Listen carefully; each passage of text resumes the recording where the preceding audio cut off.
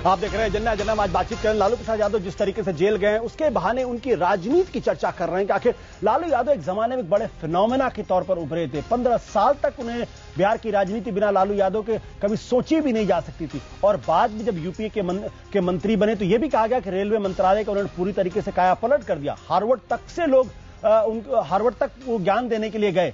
तो एक जो ये राजनीति का उनका विरोधाभास था, जो अंतर्द्वंद था, ये क्या था? आलोक मेहता जी, बहुत बड़ा मौका, जैसा कि ललन जी ने कहा और बहुत और दूसरे हमारे मेहमान कह रहे हैं कि लालू जी के पास एक बहुत बड़ा मौका था। सामाजिक न्याय की बड़ी लड़ाई उन्होंने लड़ी, इसमें उनका योगदान को अब निकाला नहीं जा सकता। लेकिन जिस तरीके से बिहार के अंदर जंगल राज कायम हुआ, जिस तरीके से बिहार और विकास के रास्ते पर चला गया, वो क्यों हुआ? कहीं ना कहीं किसी दिन आरजेडी के बड़े नेताओं को बैठ के इस बारे में सोचना चाहिए कि अगर लालू यादव हटेंगे तो राबड़ी यादव ही क्यों मुख्यमंत्री बनेंगे? रघुवंश प्रसाद सिंह क्यों नहीं बन सकता? अब्दुल बारी सिद्दीकी क्यों नहीं बन सकता? आलोक मेहता क्यों नहीं बन सकते? ऐसा है कि विकास की जो परिभाषा है जी, ये बिल्कुल स्पष्ट होनी चाहिए। विकास टेंजिबल डेवलपमेंट और इंटेंजिबल डेवलपमेंट दो भाग में भी हम बांटें जी। तो सामाजिक विकास भी विकास का बहुत बड़ा स्टेक रखता है, 35%। यदि इन टोटलिटी विकास की बात हम करें तो उसमें 35% हिस्सा सामाजिक विकास का बनता है।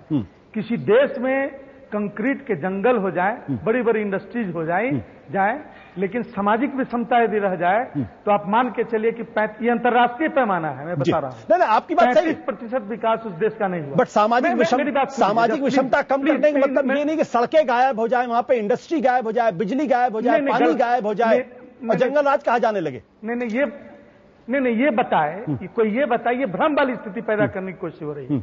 ये बताए कि प्री लालू कि जो सड़कें थी, क्या लालू प्रसाद जी ने उसे उखाड़ कर फेंक दिया?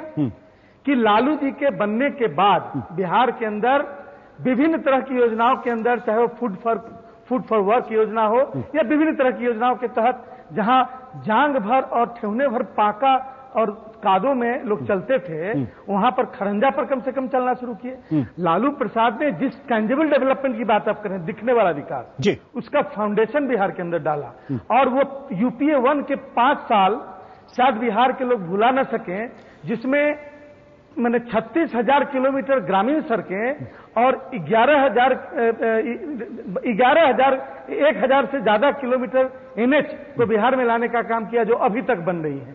ये बिहार की जो वर्तमान सरकार है अपना पीठ थपथपा रही है उन सबकों को दिखाकर कि वो विकास कर रहे हैं। आलोक जी, आप आरजेडी के प्रवक्ता, इसलिए मैं आपकी मजबूरी समझ सकता हूं, लेकिन किसी दिन हमें ईमानदारी से स्वीकार करना पड़ेगा कि लालू यादव ने बिहार को एक अंधेरे खो में ढकेल दिया था, जहां पे खुलेआम दुकानें। विपक्ष की साजिश बता रहा हूं। विपक्ष की साजिश, विपक्ष के चोचले हैं। ये जंगल राज का क्या मतलब है? जब 1.5 गुना अपराध नीतीश सरकार में बढ़ गया उस समय की अपेक्षा, तो आप क्यों नहीं उसको जंगल राज कहेंगे?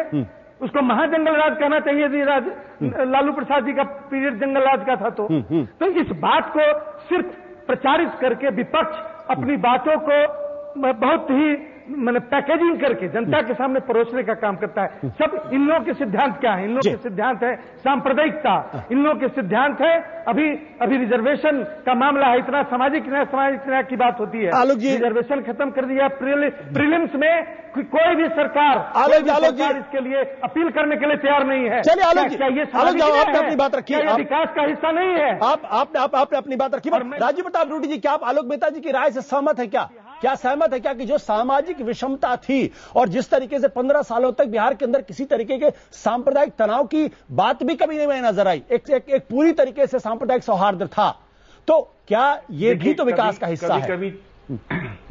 देखिए, कभी कभी चैनल पर भी मनोरंजन होता है और कभी कभी हास्यास्पद तर्क दिए जाते हैं। मैं उस पर ज्यादा टिप्पणी नहीं कहूंगा। वैसे भी बिहार में जो लालू प्रसाद जी का फेज था, कार्यकाल था, वो अब लगभग समाप्त हो गया है। और उसके बाद जैसे उन्होंने कहा लोकजी ने कि जिस प्रकार से नीतीश कुमार का इनका भी अध्याय समाप्ति की ओर है, क्योंकि बिहार में आज लालू प्रसाद जी के चेहरे में और नीतीश कुमार के चेहरे में कोई बहुत फर्क नहीं दिखता। मैं उस लंबे परिभाषा में नहीं जाना चाहूंगा, लेकिन ये आपस में एक दूसरे से अपने वोट बैंक का, वो कह रहे हैं कि यादव जो है मुसलमान तोड़ के हम ले लेंगे, लालू यादव कह रहे हैं कि यादव हमारे साथ है मुसलमान। लेकिन आज बिहार का धरती पर माहौल बिल्कुल बदल गया है ना। आज बिहार का कोई यादव हो या मुसलमान हो, ये जो राजनीति की बात कर रहे हैं, आज बिहार दूसरे नारे में प्रवेश कर गया है। और ये धरती पर जो हवा चल रही है उससे जनता दल के लोग अनभिज्ञ हैं और उससे राष्ट्रीय जनता दल के लोग अनभिज्ञ हैं और बिहार की स्थिति बिल्कुल बदल चुकी है। राजीव जी, जो नीतीश कुमार जी की विश्वसनीयता थी वो विश्वसनीयता अब लगभग समाप्त हो चुकी है। तो उस स्थिति में चाहे ये लोग जो भी कहे, आज नीतीश कुमार कल तक कांग्रेस के खिलाफ थे, आज उनकी गोदी में खेल रहे हैं, तो कहीं ना कहीं ये सब कुछ दिख रहा है कि वोट की राजनीति, उस वोट के राजनीति के लिए इसकी विश्वसनीयता बन गई। ये आज लालू प्रसाद जी यदि जेल गए हैं तो मैं दावे के साथ कह सकता हूं कि आने वाले दिनों में बिहार की जनता उनके प्रति ज्यादा सद्भावना रखेगी, क्योंकि वो जानती है कि किन कारणों से साजिश के तहत घेर कर उन्हें बांधने की कोशिश हो रही है। साजिश किसने किया? इस वजह से नहीं कि कोई चारा घोटाला में उनका डायरेक्ट इन्वॉल्वमेंट था, वो इसीलिए इसलिए कि उन्होंने चाहते हैं कि समाज के पिछड़े तबके के लोगों को, दलित तबके के लोगों को, पिछले लास्ट लाइनर्स को आगे बढ़ाने का काम किया। इसीलिए ये सारी साजिशें की जा रही है। जी आलोक जी, सिर्फ ये बता दीजिए अपने दर्शकों को, चिल्लाने से कुछ नहीं होता है। लालू जी नहीं है वहां, का रिस्पेक्ट करता हूं। आप ये बता दीजिए कि आखिर साजिश किसने की? नीतीश कुमार ने साजिश की कि मनमोहन सिंह ने साजिश की? आखिर किसने की? हम लोगों ने आखिर साजिश लालू जी को जेल भेजने का किसने की? नीतीश कुमार ने की कि कांग्रेस ने की? ये तो बता दीजिए, हम समझना चाह रहे हैं। ये बताइए, बिहार की जनता भी जानना चाहिए साजिश जो है, आज चारा घोटाले में वो चले गए हैं जेल में, तो साजिश किसने की?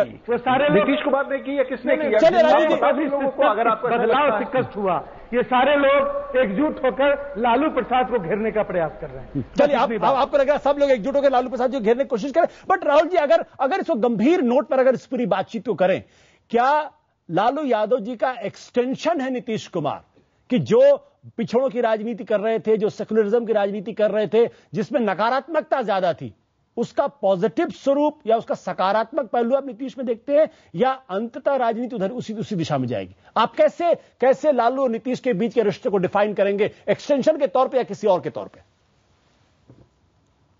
देखिए, ये बात तो सही है कि दोनों की शुरुआत एक हुई है, दोनों का राजनीतिक विचारधारा का वैचारिक स्रोत एक रहा है, उनकी बुनियादी प्रेरणाएं एक रही हैं और काफी हद तक दोनों बहुत लंबे समय तक साथ भी रहे हैं। तो एक बड़े वैचारिक स्तर पर देखें तो उनमें वो समानताएं दिखती हैं। आज भी वो हैं कि दोनों का जो आकर्षण है वो पिछड़े वर्गों के लिए, लेकिन पिछड़ी जातियों और पिछड़े वर्गों में भी उन्होंने और उपजातियों में और वो अति पिछड़े में चले गए, वो उन्होंने एक दूसरे समीकरण बनाए।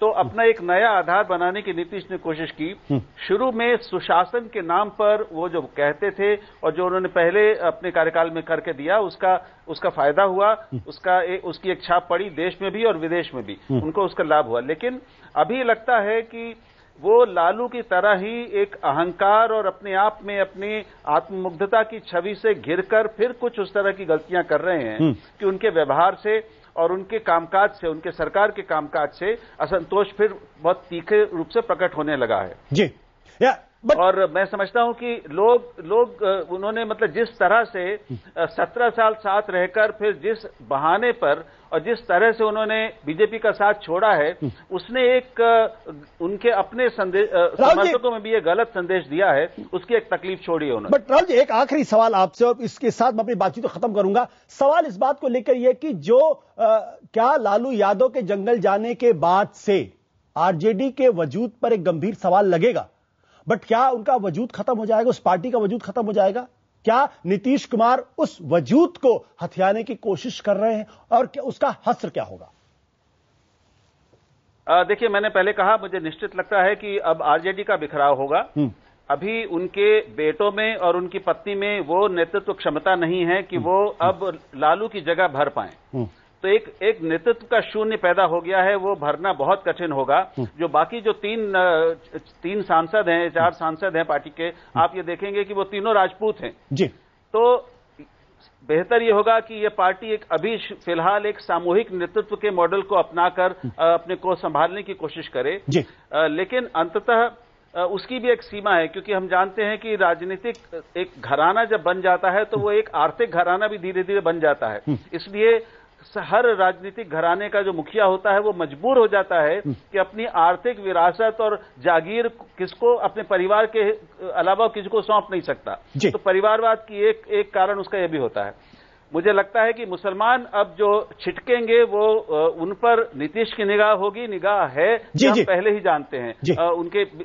और यादवों का एक हिस्सा मुझे लगता है कि बीजेपी की ओर जा सकता है, क्योंकि वो नीतीश कुमार के साथ जो सामाजिक वर्ग वहां पर है उनका और यादवों के बीच में एक विरोध रहा है, इसलिए वो शायद उधर जाएंगे। तो मुझे ये पार्टी बिखरती हुई लगती है, उसका कोई लंबा भविष्य मुझे अब नहीं दिखता। राहुल जी, अंत में मैं आलोक मेहता जी से कहूंगा कि वो इस सवाल का जवाब दें, बट मैं बहुत संक्षेप में 20 सेकंड के अंदर कि जिस बिखराव की बात करें, क्या वो बिखराव आपको लिखता है? नहीं, बिल्कुल नहीं दिखता। ये उनका परसेप्शन हो सकता है जी। मैं समझता हूं कि इस घटना के बाद राष्ट्रीय जनता दल और भी मजबूत हुआ है, जनता के बीच में गोलबंदी हुई है, और जो किसी भी दूसरे दल के लोगों में भी ये एक सद्भावना एक सिंपैथी पैदा हुआ है कि जिस धरती पर सामाजिक न्याय को जमीन पर उतारने वाले नेता के साथ अन्याय हो रहा है, इस बात को लेकर जनता में अराउजल है। मैं समझता हूं कि इससे हमारी पार्टी मजबूत हुई है, और ये अभी कुछ नहीं हुआ है। अब ये इसके बाद कोर्ट है, उसके बाद कोर्ट है। मैं कोर्ट के निर्णय का सम्मान करता हूं। आलोक जी, आपको लगता है कि पार्टी, मैं विश्वास रखता हूं जी, आपका विश्वास रखता हूं कि आगे कोर्ट में एक्विटल होगा। आलोक जी, आपको मुझे यहां रुकना पड़ेगा। राजनीति एक अजब सा खेल होता है जहां संभावनाएं और असंभावनाओं के बीच में बहुत धीमी सी लाइन होती है, जैसा छत्रपति चतुर्वेदी जी ने कहा है। लेकिन महत्वपूर्ण सवाल इस बात